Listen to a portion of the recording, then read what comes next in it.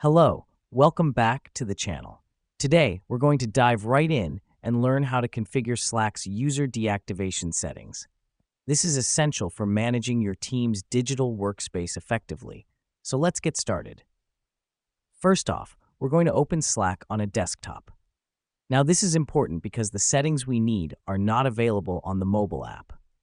Once you have Slack open, you want to navigate to the workspace you want to manage and click on your workspace name in the top left corner. This takes us to the main menu.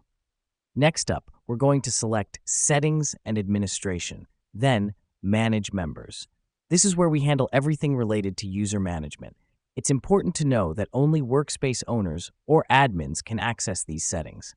Here, we'll see a list of all members in our workspace.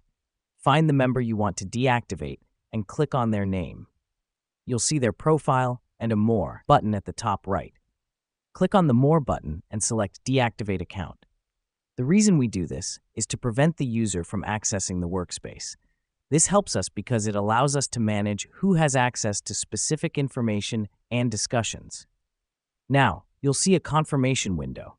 Here, you're required to provide a reason for deactivation. This is not necessarily for the user to see, but it helps Slack understand why users are deactivating accounts. Once you've done that, click on Deactivate. And just like that, you've successfully configured Slack's user deactivation settings. Remember, this is an important part of maintaining a secure and effective digital workspace.